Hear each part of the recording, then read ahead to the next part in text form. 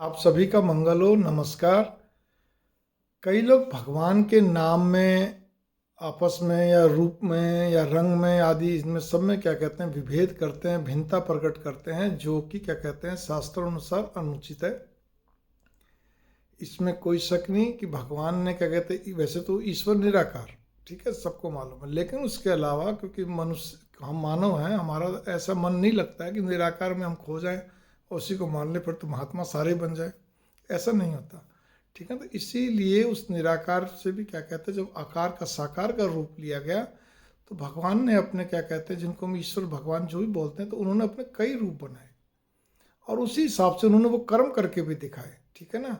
और सब तरह से, तो इसमें मैं ज़्यादा बड़ा ना करते इतना ही कहना चाहता हूँ। तो इसीलिए तो भगवान का आपस में जी नहीं, इस भगवान के इस भगवान से क्या कहते हैं, नहीं नहीं कलेश हो जाता है, ये नाम मत लो, इसके साथ ये मत करो, इसके साथ इसकी पूजा मत करो, या ऐसे रूप वाले भगवान या रंग वाले भगवान मत रखो।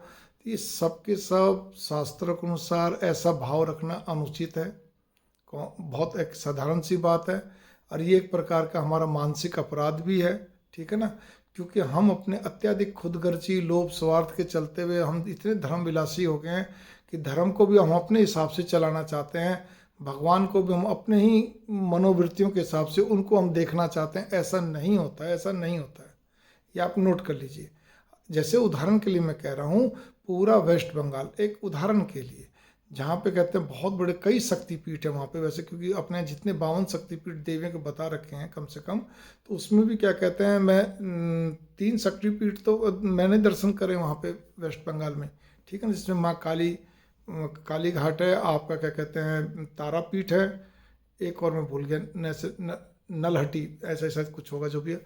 तो भावना मेरी यहाँ पर ये आती है कि आप क्या कहते हैं, जब हम उन शक्ति पीठों की उपासना करते हैं तो कई देवी, जो तारापीठ है, तारापीठ में भी कहते हैं जो जो चेहरा है वो अलग है माँ का, ठीक है ना।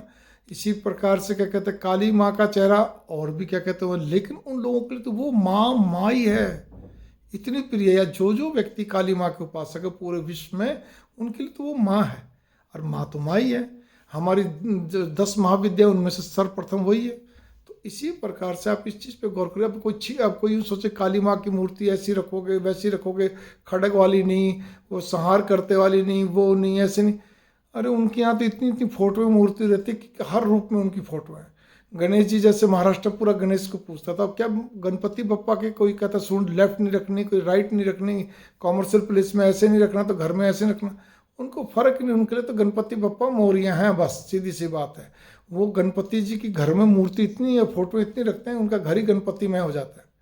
काली माँ की मूर्ति फोटो इतनी रखते हैं कि उनका घर ही क्या कहते हैं पूरा, या ऑफिस पूरा कहते हैं काली माँ में हो जाता है।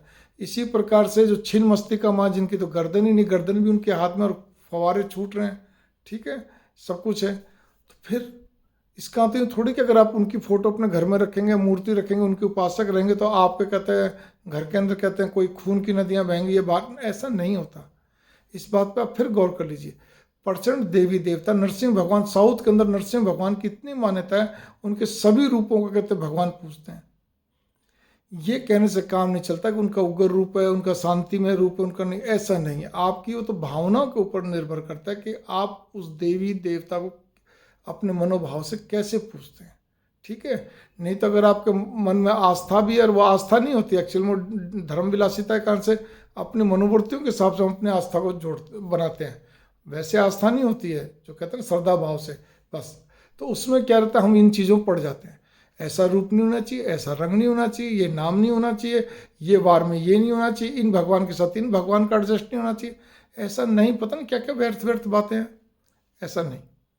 दूसरी चीज़, एक और उदाहरण देता हूँ आपको मैं, जो मैंने अब तक समझा है, ठीक है ना, और पढ़ा है, जो भी मेरी अब तक 60 साल की उम्र हो रही है, तो उसी के हिसाब से कि एक देवी हैं जो भी 10 महाविद्याओं में आती हैं, उनका नाम है माँ धूमावती माता। धूमावती माता के लिए केवल मंदिर में ही जाके उनके ही जो वो भी उनके विशेष उपासक होते हैं, और वो उपासना भी बहुत अच्छे विद्वान के सानिध्य में पूछ के समझ के ही करना चाहिए। और उनके दर्शन भी जो होते हैं वो हर रोज़ नहीं होते हैं, उसके भी कोई नियम है और उसके भी सिस्टम है, और उसमें सुहागन स्त्रियों का तो मतलब ही नहीं है, क्योंकि माँ का रूप वृद्धा स्त्री का, वृद्ध स्त्री का है, और साथ साथ में विधवा भी है।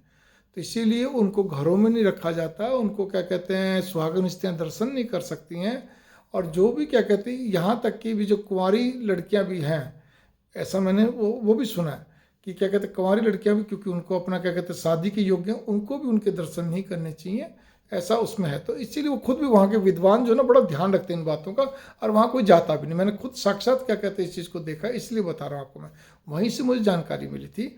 और यहाँ पर मैं एक और भी चीज़ कहने जा रहा हूँ आपको मैं।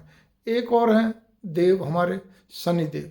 शनिदेव को कभी भी घर में नहीं रखा जाता, केवल जो मंदिर होते हैं वहीं पूजा जाता है। किसी भी रूप में शनिदेव की मूर्ति किसी भी रूप में घर में नहीं रखी जाती है, वो केवल और केवल आपके मंदिरों में ही पूजा जाते हैं।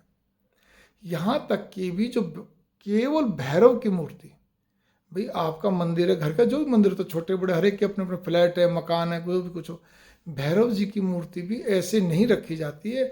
उसके साथ साथ कोई देवी देवता होना है, ऐसा भी मैंने क्या कहते हैं विद्वानों के मुंह से सुना है, ठीक है ना। लेकिन जो शनिदेव और धूमावती, वो तो मैंने बाकायदा शास्त्रों में भी पढ़ा है, देखा भी है, समझा भी है सारी चीज़ें। भैरव जी के बारे में इतना ही सुना है कि इतने कई भैरव जी के कई रूप हैं, कोई देवी के साथ कोई देवता, हर देवी देवता का एक भैरव होते हैं। तो अकेले भैरव की पूजा नहीं होती, साथ साथ में एक देवी देवता की पूजा होती है।